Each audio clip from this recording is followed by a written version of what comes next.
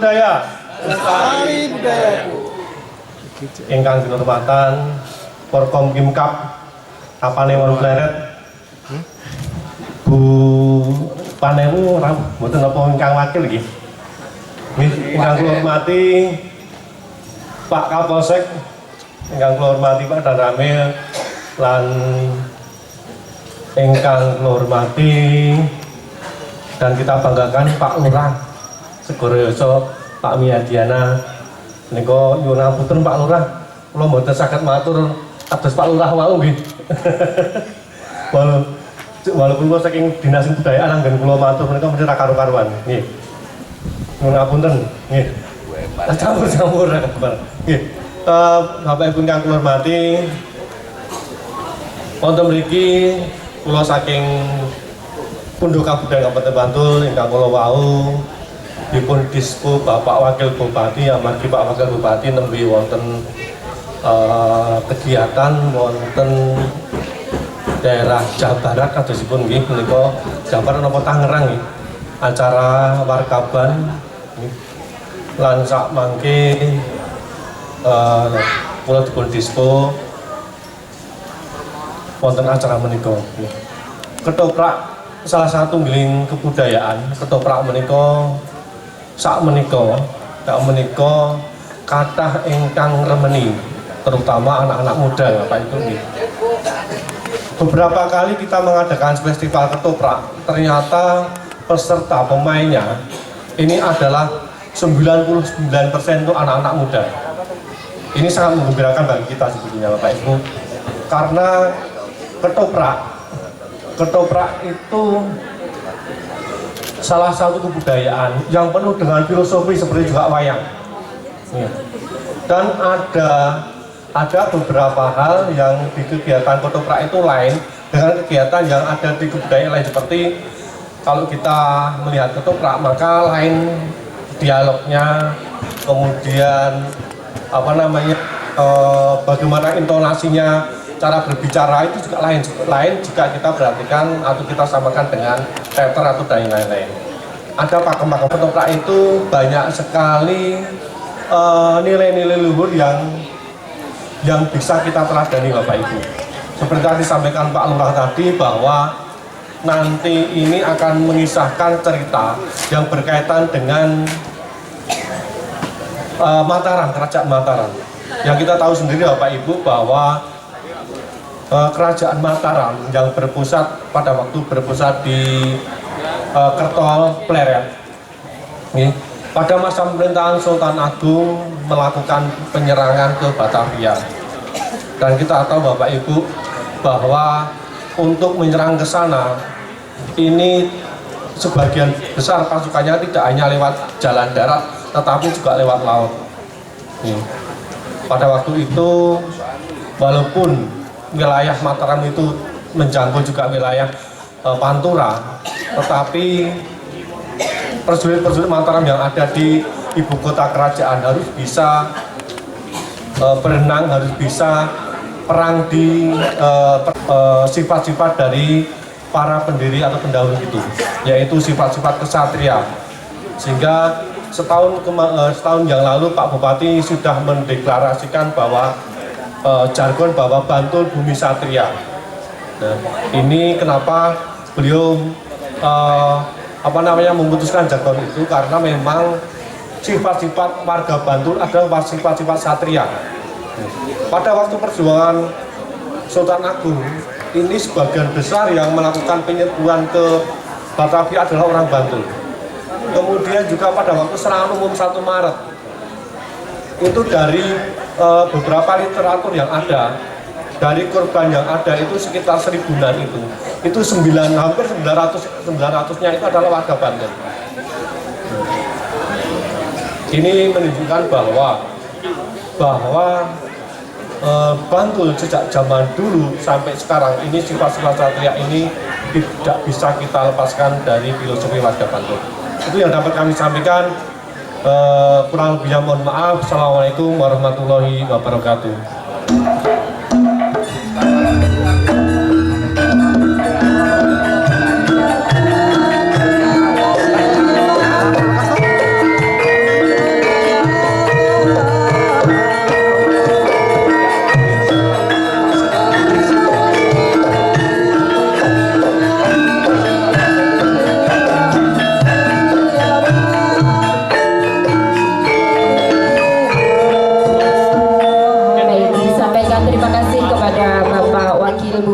Bantul yang dalam hal ini dari Kepala Dinas Kebudayaan Kabupaten Bantul, Bapak Yanatun Yunadiana SSI MSI yang telah menyampaikan sambutan pada malam hari ini.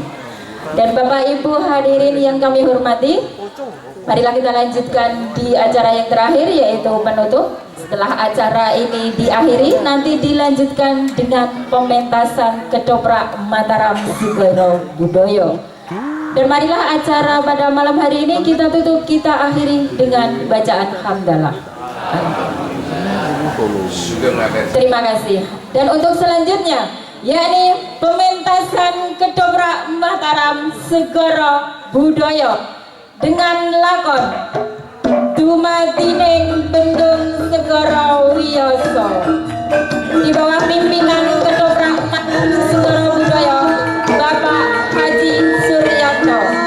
Iringan karawitan dari Samudro Lagan Wiromo dengan pimpinan Bapak Haji Purwanto ST.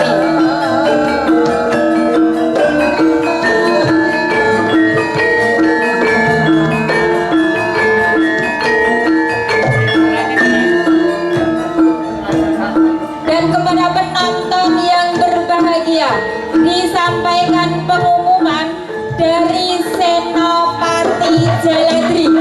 Siapa Senopati Jaladri ini nanti akan tahu setelah menyaksikan pementasan ketoprak.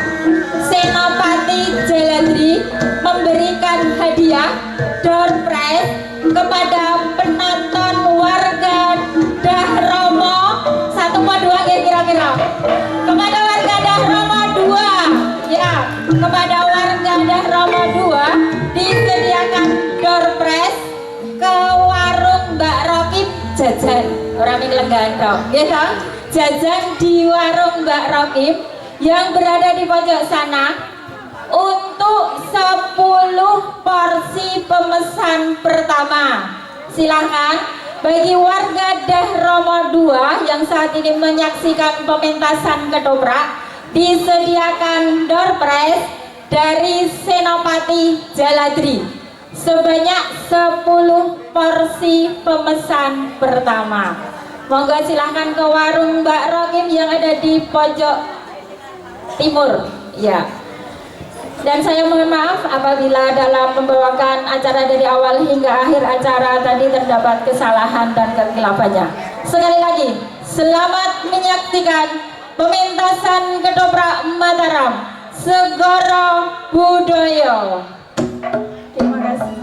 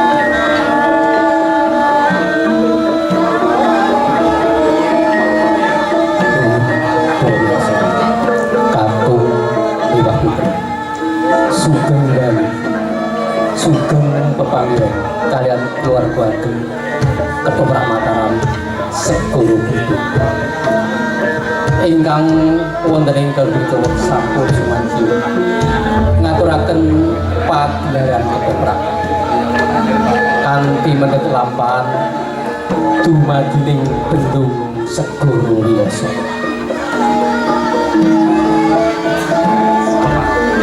Pendapuk Saudara Panjenengan Bapak Sri Cahyo Pranata Gending Panjenengan Bapak Mujiban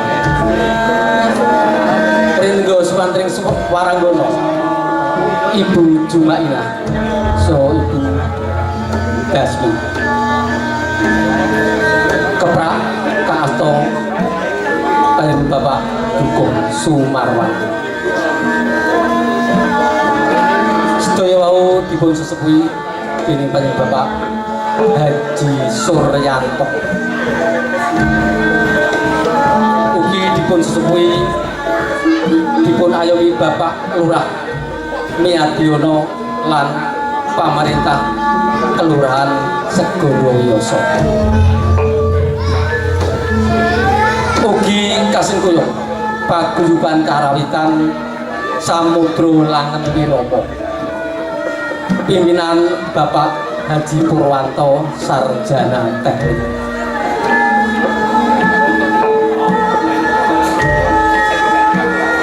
kula aturaken megah dapuk aning para paraga ingkang badhe ngayahi jjiban wonten ing dalu punika Prabu Prabangkara katindakaken panjenengan Bapak Bardiman Patih Indranata dalu punika katindakaken panjenengan Bapak Sarwidi wondene Bapak Sumarwan dukuh Pedukuhan Trukan dalu punika ngayahi dados Senopati Yudhanegara Dewi Pandarwangi dalu punika katindakaken panjenenganipun Ibu Purwanti wondene Dewi Sekar Mirah katindakaken panjenenganipun Ibu Asih Lestari Jaya Bidi dalu punika katindakaken panjenenganipun Bapak Yunus wondene panjenengan Bapak Haji Jumadi Sarjana Hukum dalu punika ngayahi dados Jaya Sura Grontol katindakaken Bapak Wasito Arumsari dalu punika katindakaken dumateng panjenenganipun Ibu Sartimah Sekar Arum katindakaken Ibu Ika Diana wondene Prabu Mustika Aji dalu punika katindakaken panjenenganipun Bapak Bejo S Patih Bandu Haji katindakaken panjenenganipun Bapak Eko Permadi Bapak Muhammad Bangun dukuh Daromo Kalih dalu punika ngayahi dados Senopati Jaladri Pangeran Agung Perwito katindakaken panjenenganipun Bapak M Yunus Dewi Retno Inten katindakaken panjenenganipun Ibu Marina wonten ing dalu punika panjenenganipun Bapak Tritunggal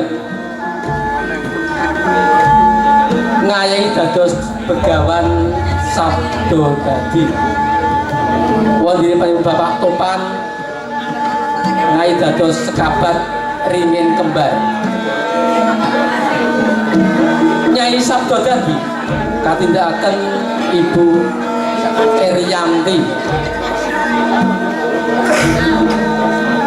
Dene dagelan dalu punika katindakaken Bapak Agus so Ibu Atung. Wondene Senopati Tameyuto katindakaken kula piyambak.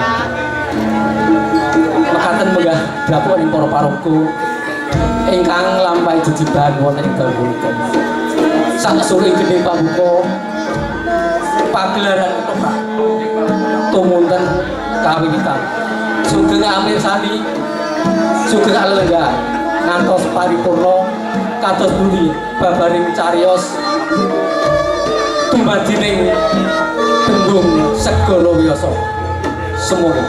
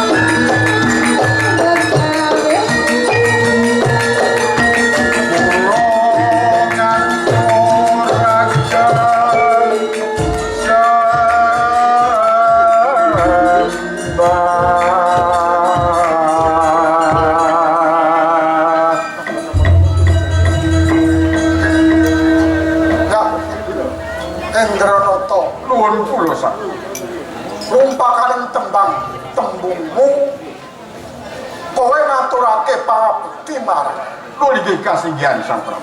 pangestuku tanpa nono.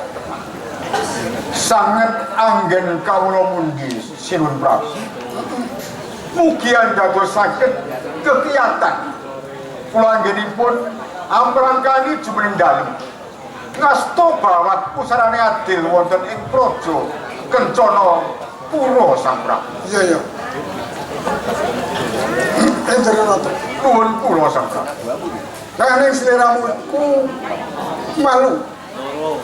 Nembat awung tuning negara Kencana. Aku mimpi. Tapi sakwise nggonku jumeneng ana Kencana. Apa ana kawula lan ora praja sing ora saiki? Wonten dalam sewu Sang Prabu. Iya, Kepareng kula muji. iya. Sedaya para narapraja medhaing para kawula wonten ing Kraton Kencana Pura. Sedaya sami sumuyup sumungkem jumeneng dalem ngasta bawat wonten ing praja Kencana Pura Sang Prabu.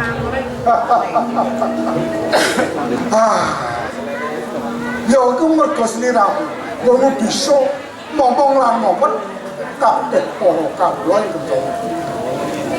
Ampun kata-kata jenengan pangalembono dhateng kula Sang Prabu. Nek kasunyatane ngono patih. Kepenak ngono. Lho iki sendika Sang Prabu. Diajeng pandangan. Kene Kula paring dawuh. ngomong tunggu. Beres sopan. Apa wis rampung apa Pak? Sakderengipun kula matur ingkang ngatur. Wonten langkung kula ngaturaken sungkeming pangabekti kula mugi kunjuk Kang Mas Prabu.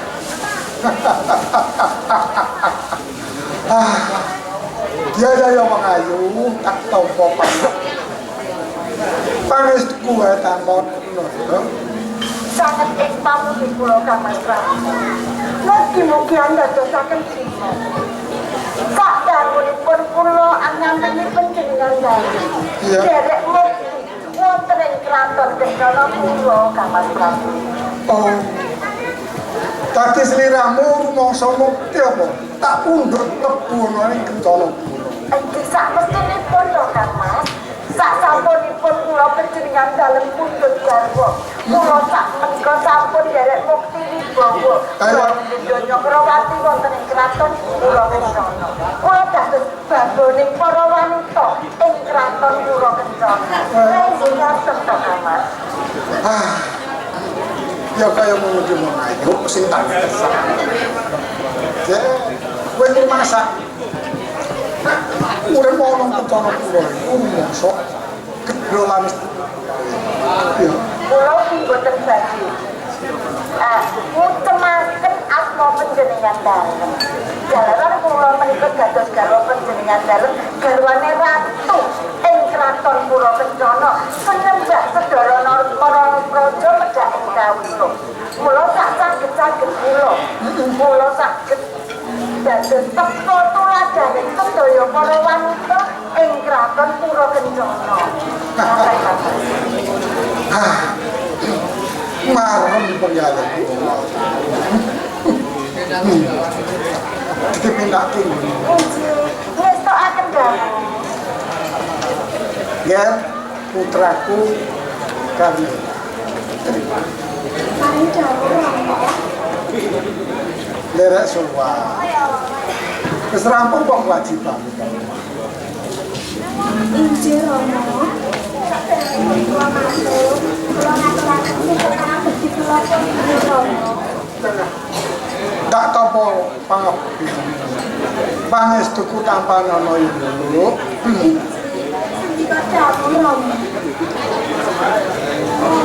Iya, Sedaya kewajiban kula sampun rampung. wis rampung. Menawi sakmangke Romo badhe diperiksa keluarga. Boten badhe muculaken. Tenang. putra putri dalem menika sakmenika sampun bukan dewasa Kang Mas. Ayo, Monggo nggih sulit ing warna. ayo, aku teraku. Sinarso menika namung putra kula. Sang ibu sambung, Sambung nih penganggep kula, pangreksa kula kan dene anak kula ingkang kula lairaken piyambak. Lah ya ngono to nggih. Matur nuwun awet tresnanipun ibu. Saderengipun kula ngaturaken penting kula Iya, tak tampa sayu mempuja pangestune ibu wetet tanpa nono. injih sanget akhir kula mundi ibu. Kamera. Wonten dawuh Rama. Iki ibumu. Tegese senajan ibu sambung. Ning aja mbedak-bedake jalaran ibumu iku tresno banget marang aku lan marang sliramu.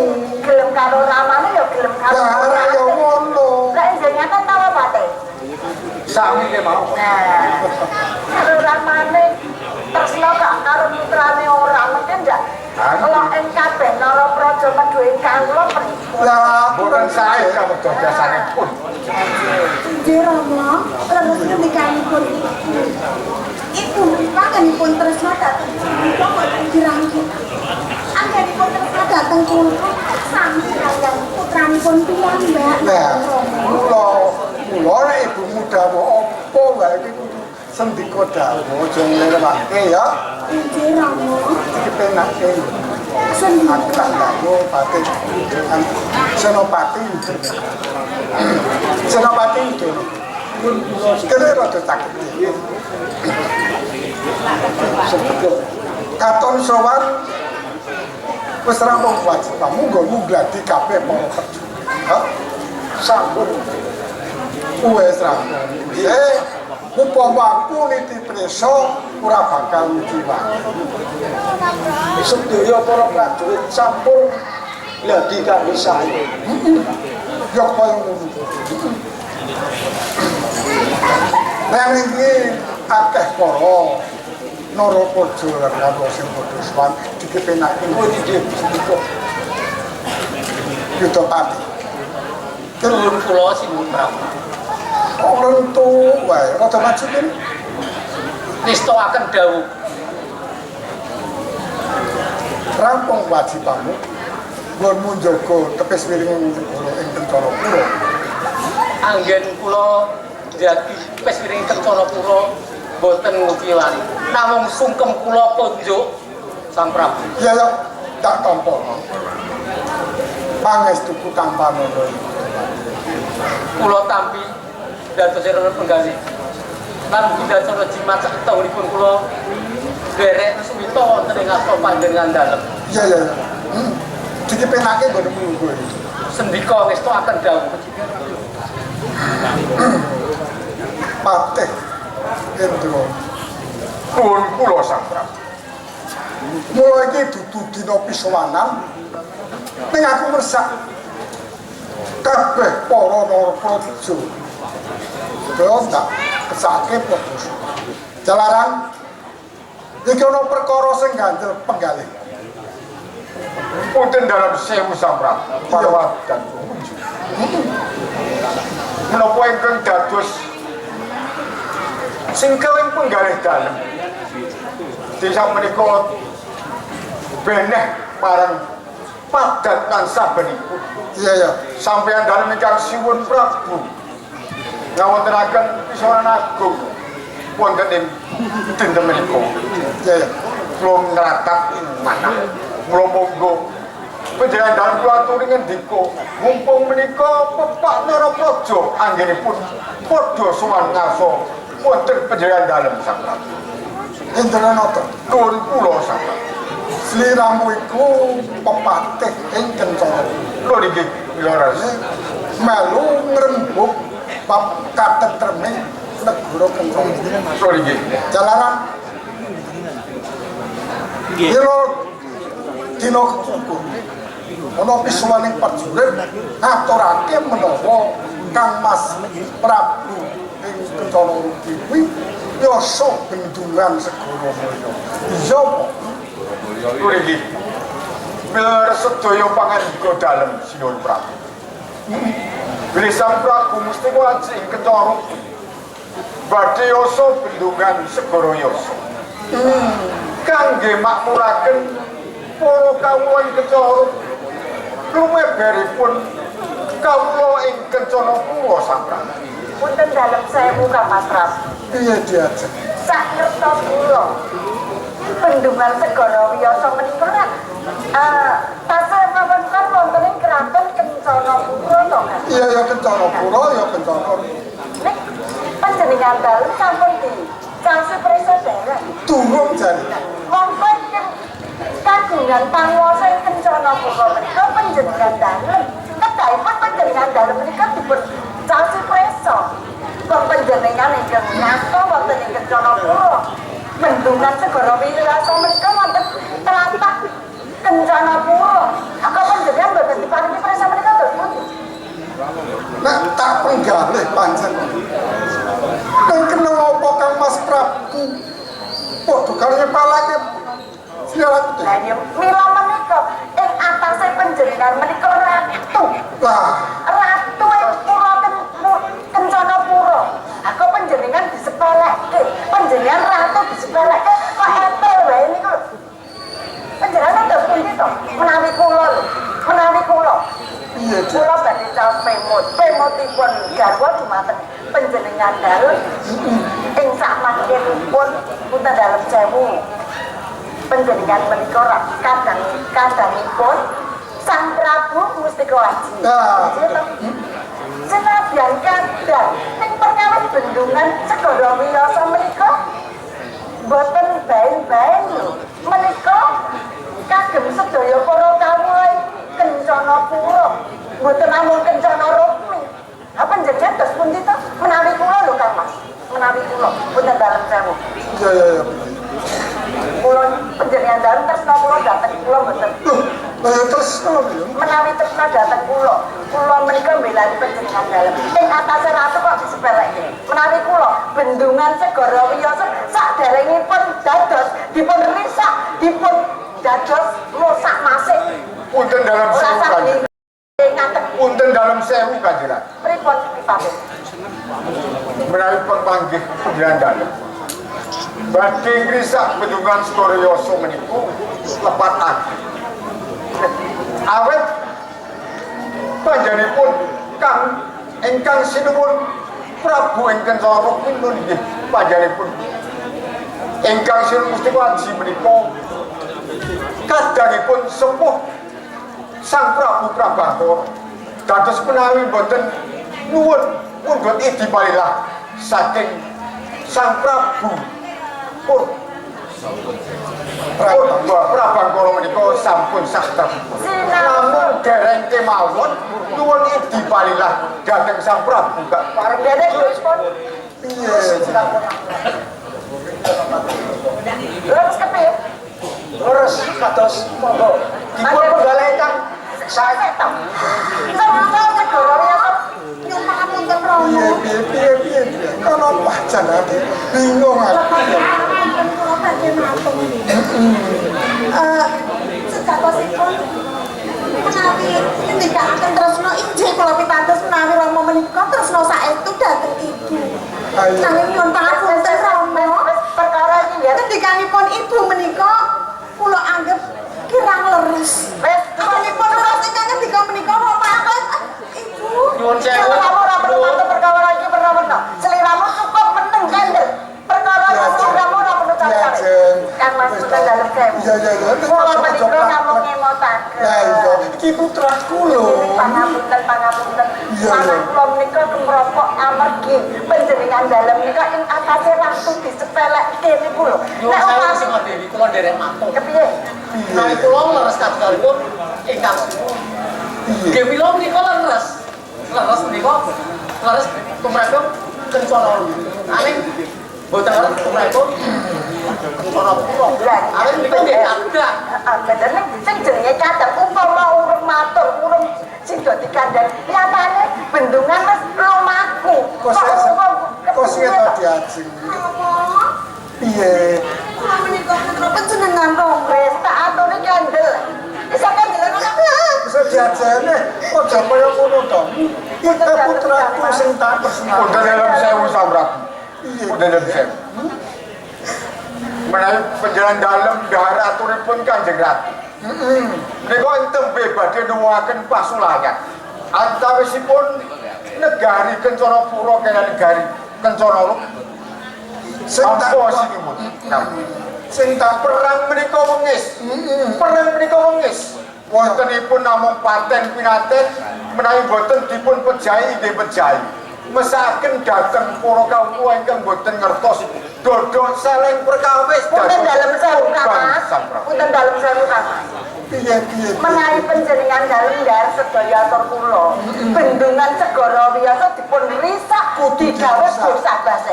Menawi panjenengan ndar atur kula, gene panjenengan mboten ndar atur kula, nggih sampun kula dadi panjenengan apa-apa.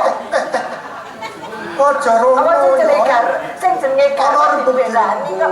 Panjenengan Tolong kasih to. kula menika belani panjenengan ing atase Ratu Kencana Pura kok disepeleke. Kok awake kabeh ora paja kawula ing Kencana Pura pripun? Ratu kok ingah ini. Ibu. Sampun. Ya ora ngono kuwi kan. Romo. Piye? Menawi Romo mboten jalan atur kula mboten sarujuk. Ora sarujuk. Menawi kados-kados kula terima kasih.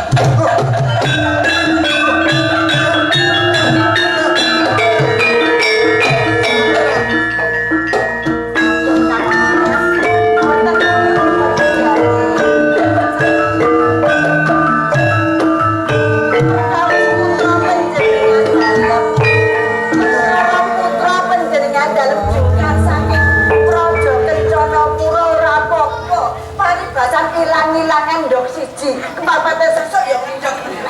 Wis ndok apa isane? Sampun monggo menjak. Menjaikan prayogi. Lu nyatane putrane yo ora. Bangun turut wong tuwa kok. Titik mutung. Sinuwun Pra, marang puji. Monggo jangan dalem kuaturi menggalih kanthi weni tirta kawicaksanan dalem. Iya. Awit menika boten namung perkawis ingkang alit Sang Prabu. Iya. Ning menawi kula lho Kang Mas. Kraton Kencana Rumi dipun gawe bosak base. Digawe morat marit, digawe kalang abang, kawulane digawe kaliren kabeh. Ayo ora apa-apa. Sing batu Kencana Rumi wis bukan. Ya. Laras iki kok garwa dalem. Ya, aku bakal turuti garwaku sing tak pesnani. Wis timbal aja bingung. Sedih kok mek tak ketemu.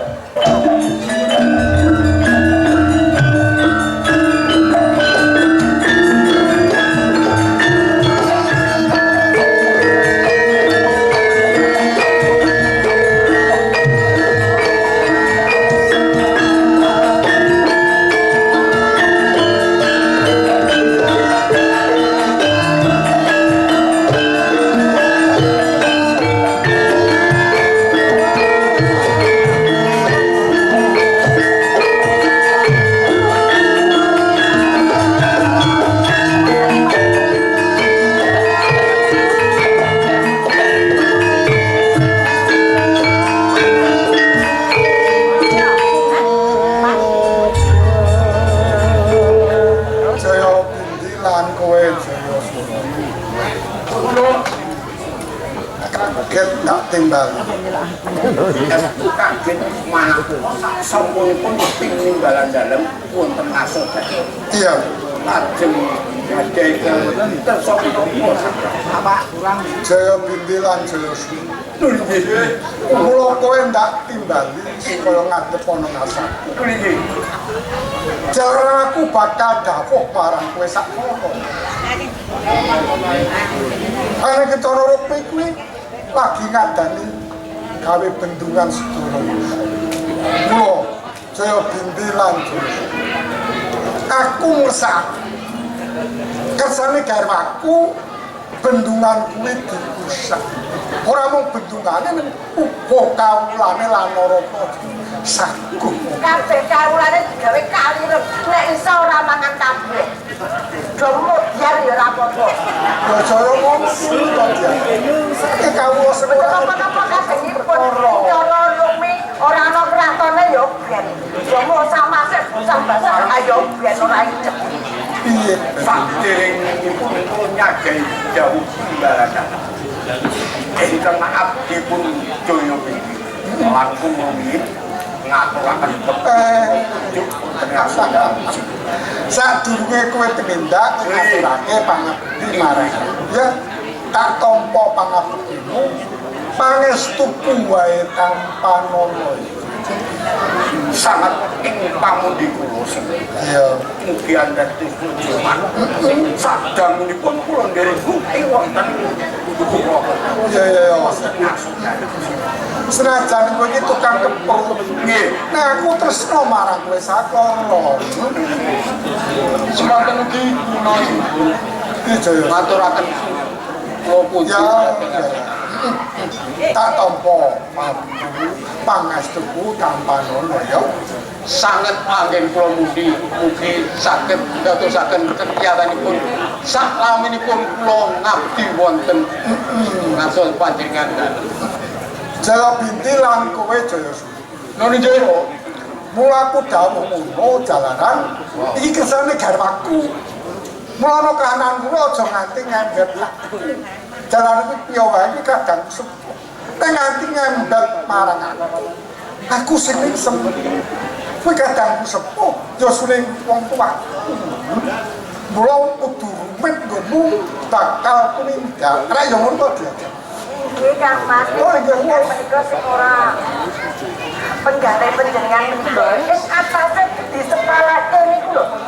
Tetep sing nganggep sedulur niku lho. piye wae kuwi kan kadang tega larane ora tega patine ora tega larane ra Kula menika mbelani panjenengan dalem lho Kang Mas. Ing atase panjenengan ki garwa kula. Sisian kula disepalake. Awang kula wis kemropo kok panjenengan iki anyep bae iki lho. Kula menika mangkel manah kula yo sampe manah cuma kula. ngono lho iki lagi dipenggal Nggih. kesamu wis tak turuti jadi lan kowe Jaya Sura wis tindakno dawuhku Jaya Binti lan Jaya Sura. kula kalih Tenang, kudu digawe karakter kraton Kencana Regu. ampun kuwatos jalaran menika sampun dados kewajiban menawi namung damel risak damel karang abang damel wening para kawula ing kula Kencana Regu sampun dados tanggung jawab Kabeh medhuwe kawula namun ana perlu para prawan-prawan rondo-rondo kula rencak sedayanipun ya aku percaya ono perkara wong wadon aku percaya karo piye ananging Pak gamelan punika terus karo punika Sina salat kadhemopo sing dawuh ratu pengayom nanging isipun piye saderengipun kula nindakaken kewajiban langkung ben penumpang yang ingin saprang ya lu bakal dak ya gaweane rung ditandang itu jaluk. gajamu Jaga manjer sing ngono to. nggih tindak wis nggih damel tinggal Oh iya. ya ya nek pamit kula kerangken mangke ra wonten ya aku kok bakal dawuh perjurit supaya paling ucapane woi tinggal tindakno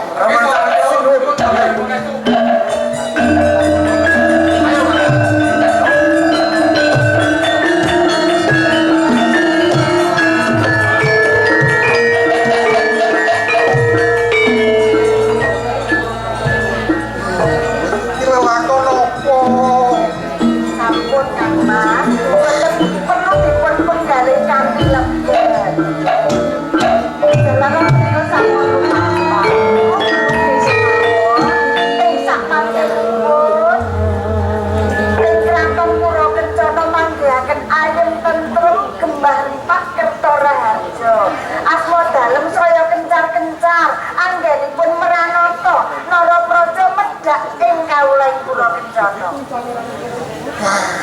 malah pinter bojoku karo aku.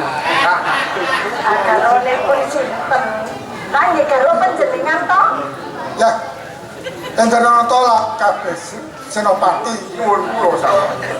awak binti lagu atau terano terak tak ketemu Sampun terang pangandika dalem dhateng para Romojo. ya Tumrap nyuwun pamit. Nuwun tambahi pangestu sampeyan. ya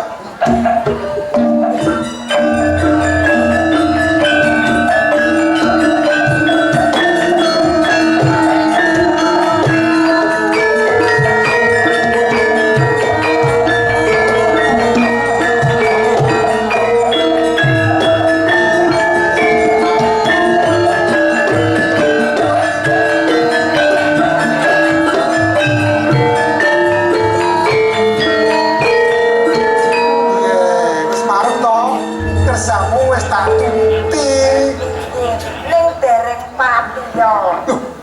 orang pati apa itu Nek sampun kelampan, Kraton Kencana Rupi menika sampun dados karangabas, Iya. dados mosak masik bosah basih kabeh Narapraja medhu ing kawula Kencana Rupi wis bubrah, wis bosah basih kula nembe lega. Ning sak menika nggih pun rada ning dereng. jadi durung kersa ngladeni aku no kersamu wis tak turuti lho diajeng aku ladenono Ning mangke to, mangke menawi Kraton Kencana Rupi menika sampun kelampan dadi karangabas. Kula badhe ngadosi panjenengan dalem. lah sesuk kapan kok semoyo wae iki Ampun sabar. Sing jenenge sabar menika ing sak mangkenipun badhe manggihaken kamulyan ingkang sejati. Tresna kula, pejagesan kula, jiwa raga kula badhe kula sumanggaaken, badhe kula pasrahaken panjenengan Tenang. dalem. Oh, ya. Sak mutuwe. iya ya yo sakit mundur kedaton aku Mangga-mangga.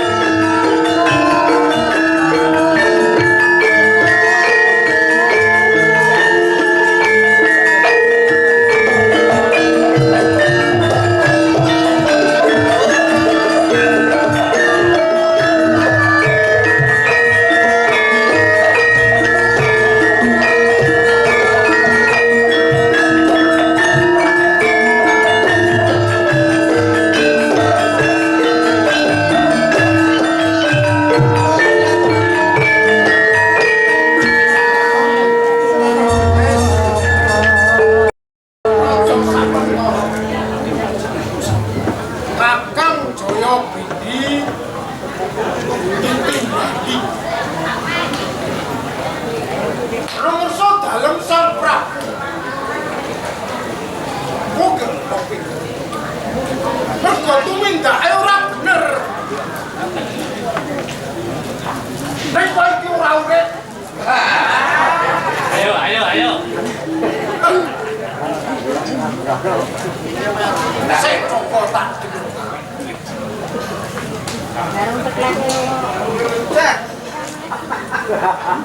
Kok menawa dibuka ya susu lah. Kakang aku sing lunga ninggalake aku ditimbali ana mersa dalem.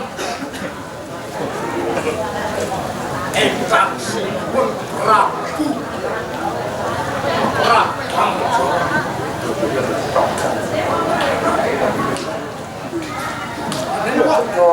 nanti kok saiki urung ketok dekak kudu pidono pati malah ora bingung ya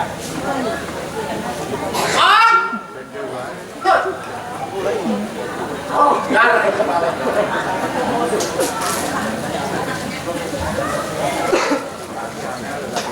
kok malah ninggal aku jajan iki kok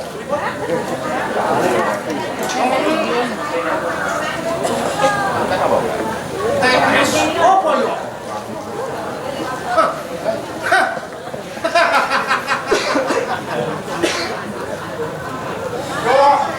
suwe-suwe dan dhewe aku nek ora nyekel kaya ngene.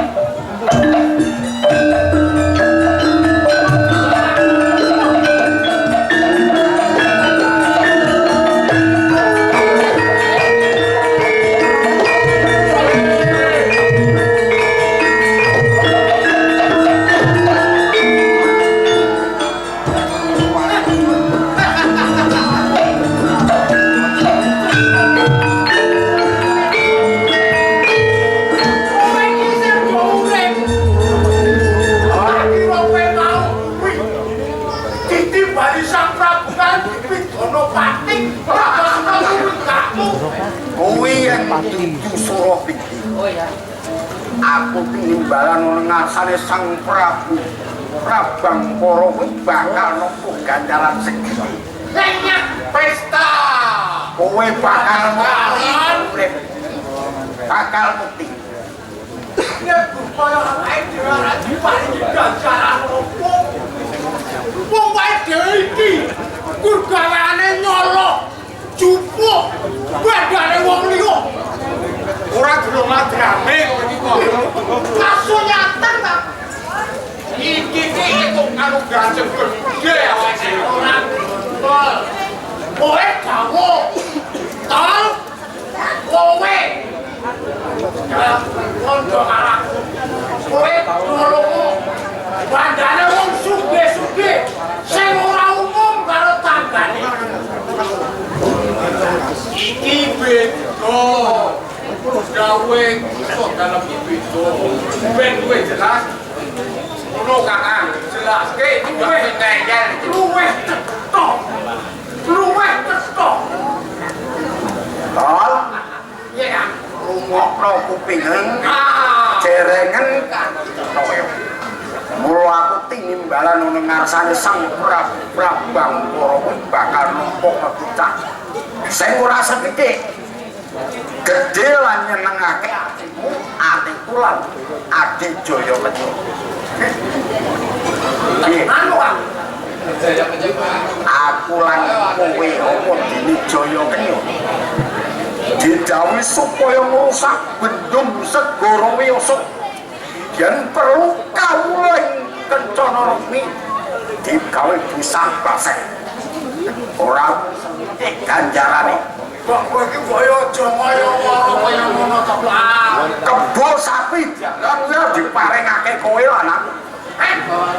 Kebo sapi jalan nek perlu ditambahi para wanita sing ning kraton Kencana. Iki kowe ditimbali sowan nomor sore Sang Prabu kuwi diganjar nek awake dhewe iso merusak bendungane Segara Wiyasa. Opo kuwi foto kan? Kuwi kok aja pikir sing jenu. Sing perlu aku lan kowe urip mulya.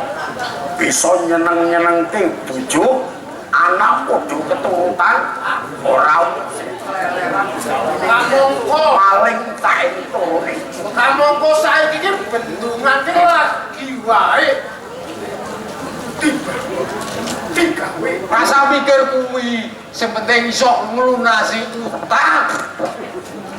Penak to? Ruwonge kupingmu. Lho ora. Ngono lho kok wang temen. Nggih.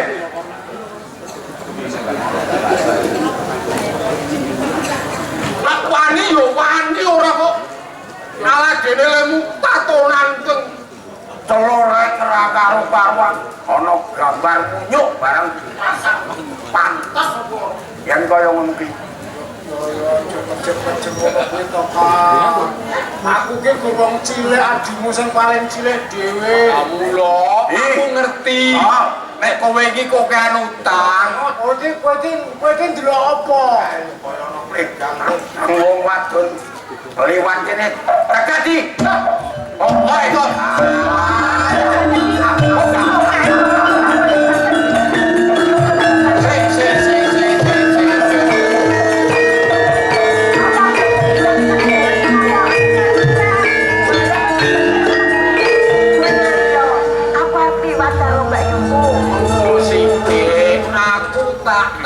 Kena kamera. Selirane iso wong arep nendi kok gowo. Opo? Iki nggowo. Sosol. Iki ki arep ngirim bojoku ning kono. Ana wis setong gendong loro kok ya sik tambah siji. Apa kurang gede apa? Gendong loro. Iki beda iki dudu. Sing beda, dudingen tak ngerti. Beda isine. Lho. Ditakoke iki sik gendong loro muni. Piye to? Ayo. Nek ana kaya ngono ki piye awake dhewe iki? Wis awake dhewe iki. Kowe do mulya kono. Lah terus arep tok pangan dhewe. Ora aku tak kene. Kowe nek ora blenger kowe nek sakmono kuwi. Kaya wong menawa ki kok coba dicipi sikil ora mendep. Apa sih dicipi kono sih dicipi bareng. Nek ngicipi, nek ngicipi telo ora apa-apa. Wah, kuwi kelane kowe gedene semono kuwi. Ora kowe do takon-takon jenengku barang iki ngopo to? Wong aku ki arep nang bendungan kono bojoku ki ati do gawe bendungan. Ya. Takon ngladeni karepe Sura Bindi lan Brata apa dene Sura Kenyut. Kok ngladeni piye to? Ngladeni iki ya pokoke kaya sing wis tau tok lakoni. Lah wong Nek kowe iki arep kirim oleh wae. Ning yo ana syarate. apa syarate? Lah mau sing diomongke kakangku kok Pak bojo. Ora iso. Wong bojoku wae temenggung karo kaya kowe kuwi. Lah ngono ngrasakno sing ditu Rupane wewe do. beda rasane. Lah ya rupane do kaya curut. Kaya apa? Lah iki sing kepenak. Ya, sing dhewe ben-benan. Sing wong tua-tua ngalah. Iya. Jangan. Iya. Baik.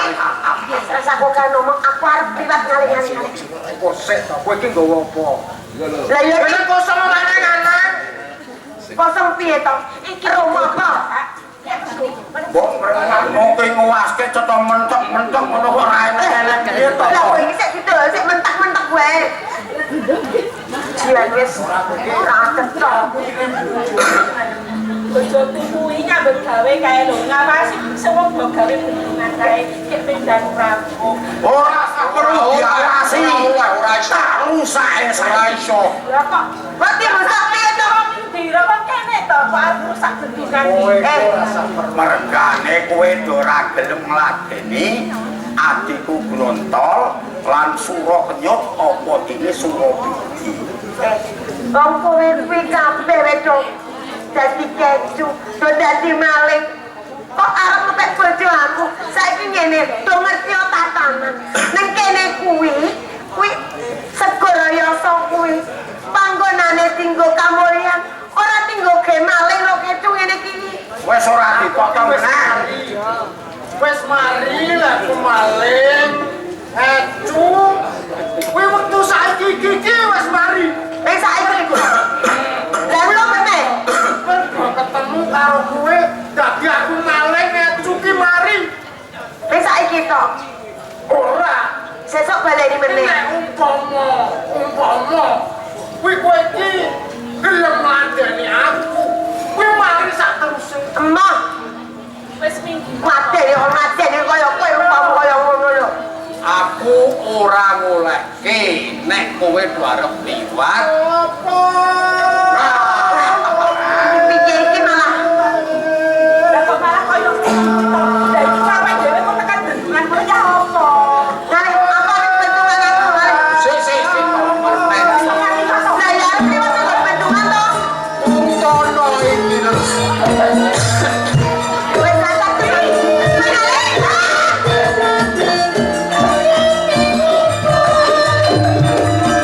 Ayo le.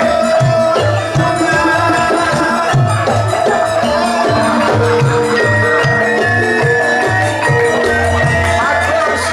Kamu bagus. Kita belani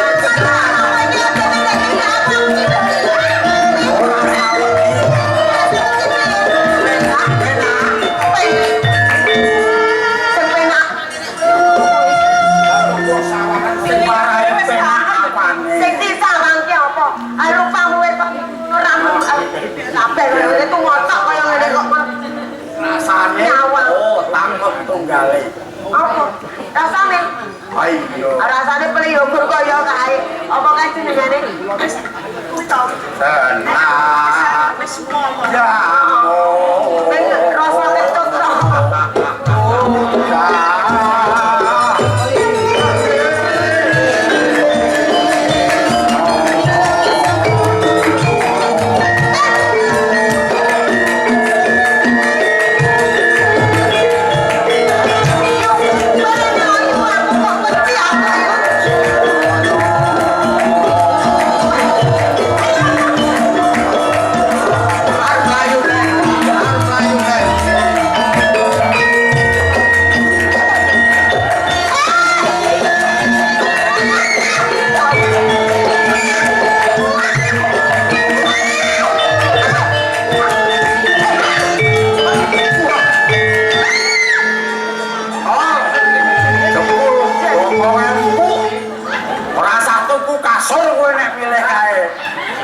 Aku tak kondo karo kowe. Nek umpama iki kena bali. Oh, sing lemu ke tak gawane lunga songiwe piye kan? Umpama lho, Mas. Patute wis ora tuku kasur, yen wis tuwas.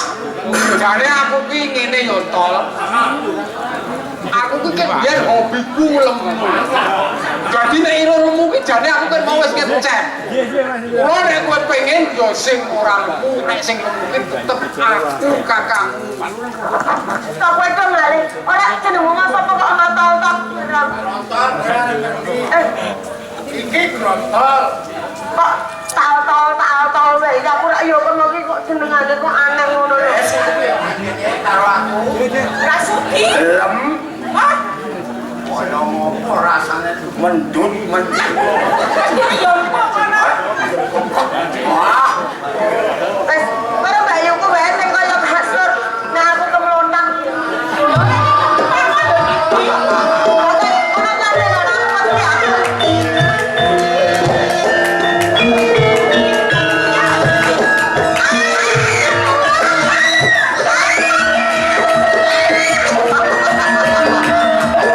melu seneng aku.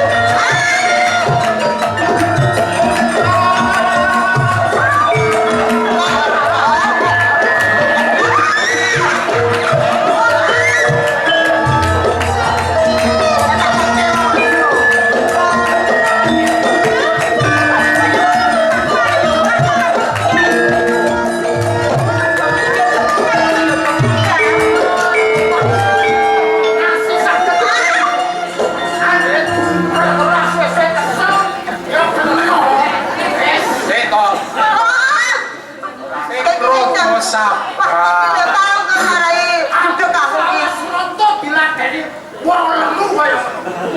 Blak-balik botol. Dasar putrane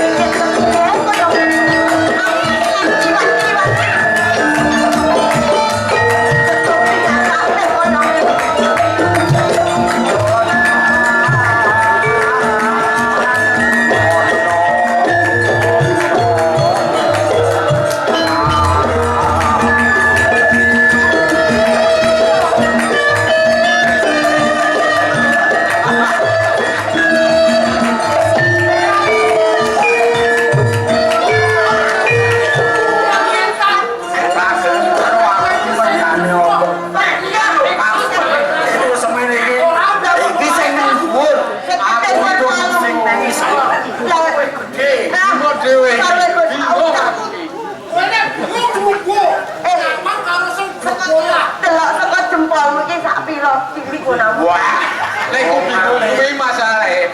Aku ki nek ngomong muka seneng. Ayo, aku gak lopo nek kok sampean dia lah. Wes saiki ngene wae, sampe iki do minggir. Aku tak liwat. Ah, belum. Yo, Kulo piye to ala.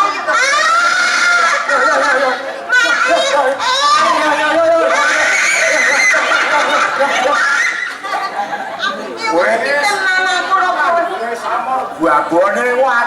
Jama. Wes gak dicekemi.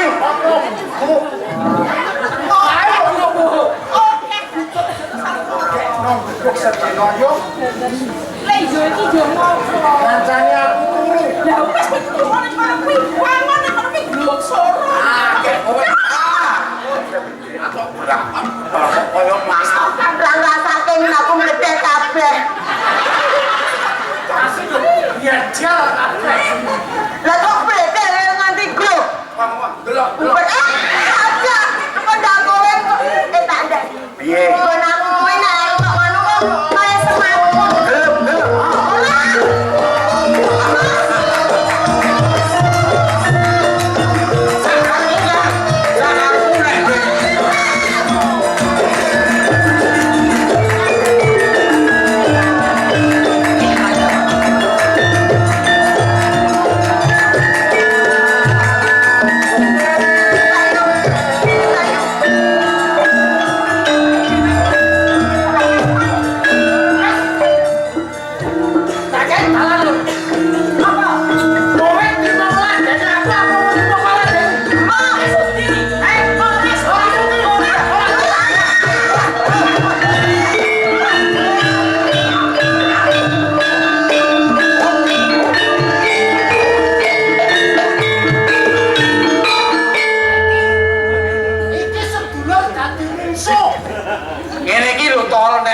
pabrik.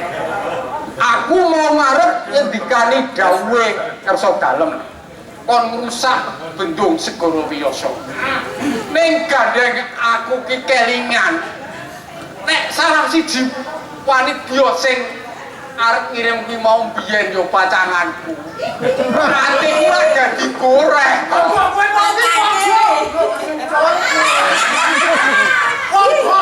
nek kuwi ki calon bojomu apa malah wis kok?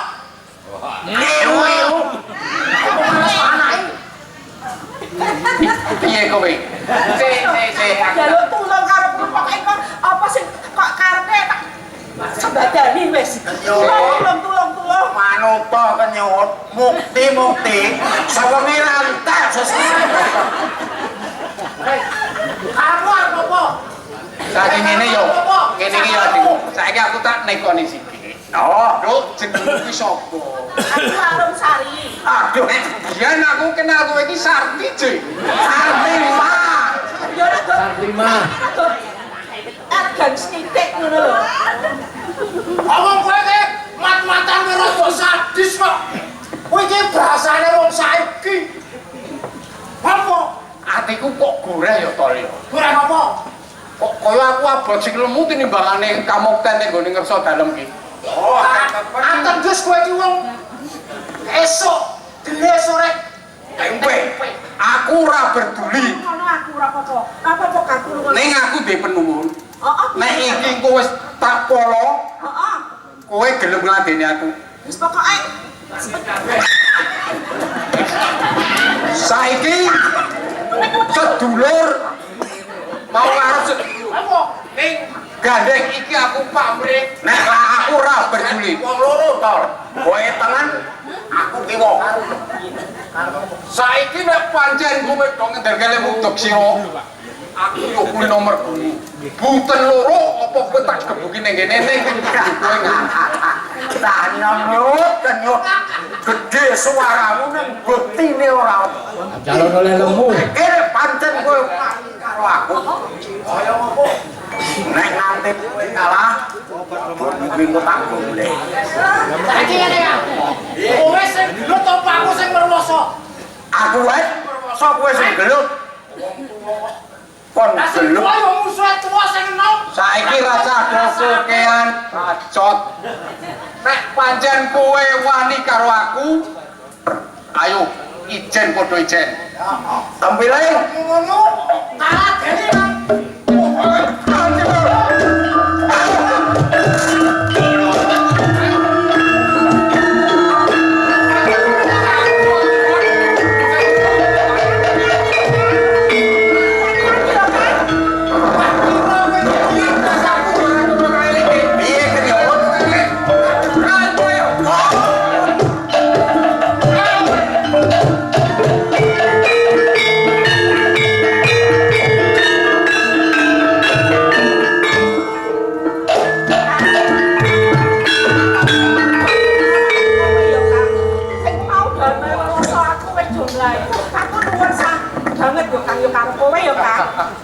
Kene yo lho. Gandeng aku iki yo kelingan jaman semono. Rikala kowe sing prawan aku yo lirak-lirik ning aku ora kudu semono prawane. terus piye, Kang? Saiki gandeng para bebundal-bebundal kawis pinggiat. Saiki aku nagih janji karo kowe. Walah, kita nggak janji tenan saiki. Lah kowe mau kan janji nek kowe iso njaluk tak tulungi, Ya, arep keneki bebungah karo aku. Terus saiki karepmu piye? ya apa sing dadi karepmu tak sembadanikan. Tenan? Ayo.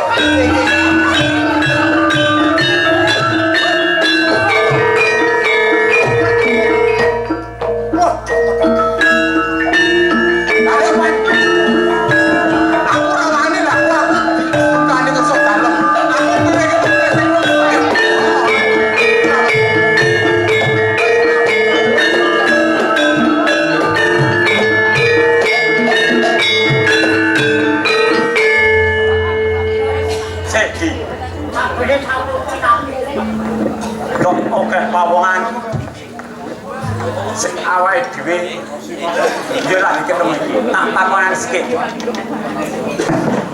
Apa iki sing bakal ngrusak bendung Segoro Wiyasa ana ing Kencana Rup kene? Lah kok pancen aku sakoco bakal rusak bendung Segoro Wiyasa. Apa pamrihmu gawe rusak anggone Kanjeng Pangeran Kanjeng Prabu gawe bendung Segoro Wiyasa kene? Kowe ora perlu ngerti apa karepku. Ananging aku sakoco bakal gawe rusak. Manut arane tarwangi. Enak, kepenak kan kamu. Kowe arep perang. Rontol. Sing duwe panguwasa ning bentungan. Aku sing rusak. Aku. Tak tojo. Ra kena tak los, tak kasar, rangket, sowan ke Sang Prabu. Sopo kowe sak jetane?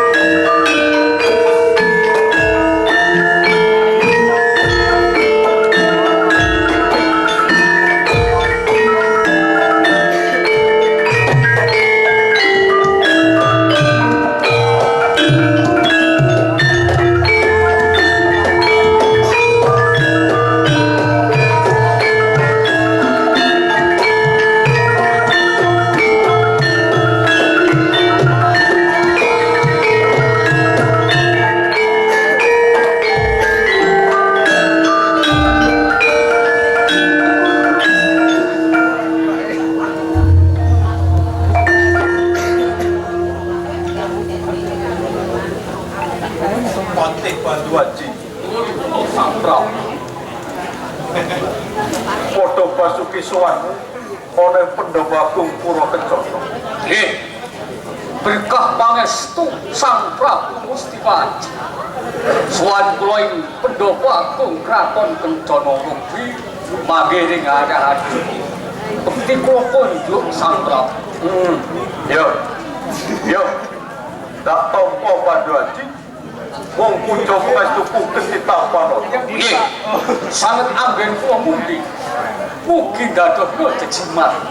Sakaminipun kula bekti wonten Kencana Rubi Sang Prabu. Yo, Pandhawaji. Rene akeh para praja kang padha sowan dikepelakipun. Nggih, Sang Prabu. Diajeng Retno Inten.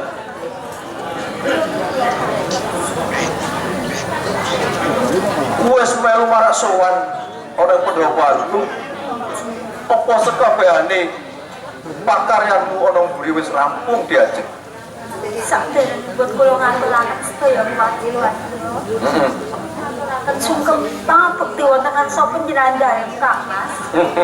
Yo. Tak tampa diajeng garwanipun kakang. Pangestuku tampana diajeng. Sangat anggen kula mungkin dadosaken jimat salamipun kula dherek buktinipun. Wonten ngarsa panjenengan dalem babagan kewajiban.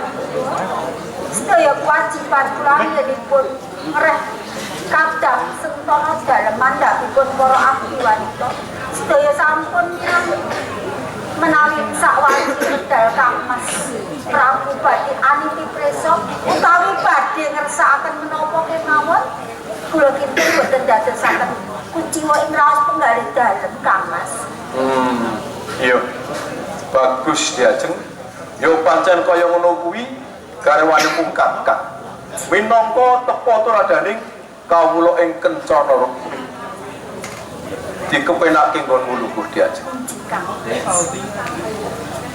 Putraku nggih kepara maju nggon musuhan. Akan dawuh Kanjeng Rama. Sangka bekti kula kunjuk Kanjeng Rama. Yo, tak tampa. Ujo pangestuku tampana nggih. Sanget anggen kawula mugi dados jejimat. Sadangunipun kula ngabekti wonten ngarsa dalem Rama. Ibu pareng kula ngaturaken sugeng bekti. Tak tampa muja pangestu Ibu.